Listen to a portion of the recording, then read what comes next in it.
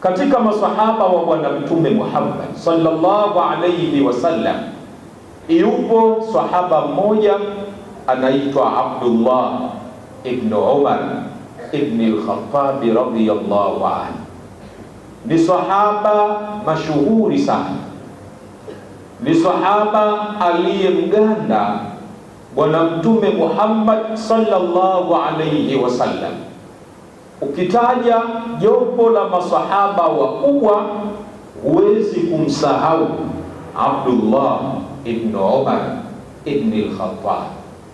Ni mdogo umri ukimlinganisha na masahaba wengine, lakini ni mkubwa ilmu, ni mkubwa uchamungu, ni mkubwa kwa mapenzi na kujaribu kumuiga Bwana Mtume Muhammad sallallahu alayhi wasallam. Sahaba huyu amezaliwa mwaka wa 10 kabla hijrati Mustafa sallallahu alayhi wasallam. Mwaka wa 10 kabla ya Mtume kuhamia Madina, yeye anazaliwa. Ameslimu akiwa kabla hajaingia balighi. Ameanza kushiriki katika vita akiwa na umri wa miaka 15. Tena mwenyewe alikuwa anahitaji kushiriki vita akiwa na umri wa miaka 13. Waislamu wanataka kupigana vita vya Badri. Abdullah ibn Umar anamuomba Mtume, na mimi nataka nishiriki. Mtume anamwambia, bado umri wako mdogo, subiri. Mwaka uliofuata ghazwatu Uhud, anamuomba tena Mtume, nami ninataka kushiriki. Ana miaka 14. Mtume anamwambia, bado umri wako mdogo. Mwaka unaofuata ghazwatul Khandaq, ana miaka 15. Mtume Muhammad sallallahu alayhi wasallam akamruhusu ashiriki katika vita hivyo. Ni sahaba kipenzi cha Bwana Mtume Muhammad sallallahu alayhi wasallam. Hadithi zilizopokelewa kutoka kwa sahaba huyu 2630. Leo tutaisoma hadithi moja ikiwa ni mfano wa mafanikio katika kutengeneza mahusiano mazuri baina ya mja na Mola wake subhanahu wa ta'ala. Bwana Mtume Muhammad sallallahu alayhi wasallam siku moja alikaa na masahaba zake, akiwemo Abdullah ibn Umar. Akaamua awahadithie kisa cha watu waliofanikiwa kwa sababu ya kutengeneza mahusiano mazuri. Kisa chenyewe kipo hivi: intalaqa 3 nafarin mimman kana qablakum. Bwana Mtume Muhammad sallallahu alayhi wasallam anawaambia, katika watu wa zamani kiliwahi kutoka kikundi cha watu watatu. Walikuwa wanakwenda safari bali, lakini jua likazama kabla hawajafika safari yao. Faawahumul mabitu ila ghari, walipotazama pakulala hakuna, basi wakashauriana waingie katika pango walale humo. Hakuna mji, hakuna watu. Wakiwa wameingia katika pango ili wamalize usiku wao, fanhadarati sakharatun min aljabali fasaddat alayhimul ghar, jiwe lilishuka kutoka juu ya mdomo wa pango likateremkia katika mdomo na likaziba mlango wa pango, hakuna anayeweza kutoka. Watu watatu wale wakaamua kutumia nguvu zao kulisukuma lile jiwe. Hakuweza kufanikiwa. Jiwe zito, jiwe kubwa, halitoki. Lakini wakatazama, huenda wapige mayowe, kuna atakayesikia. Hakuna wa kusikia. Wako wao kama wao, akili zimewaishia, nguvu zimewaishia, ujanja umewaishia, hakuna yeyote anayeweza kuwasaidia.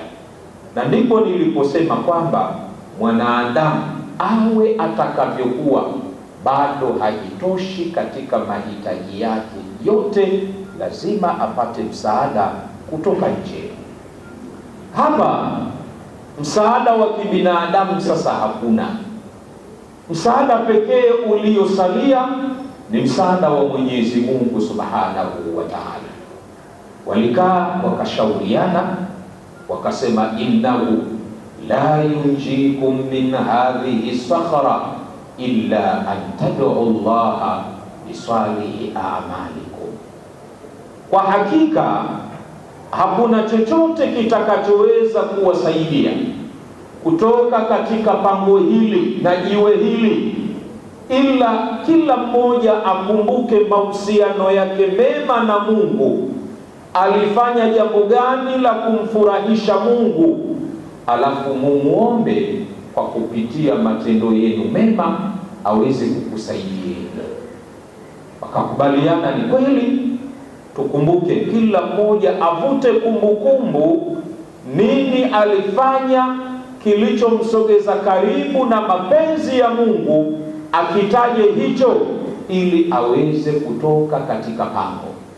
Wako watu watatu, mmoja anaanza anasema, Allahumma innahu kana li abawani kabirani wa kuntu la aghbiqu qablahuma ahlan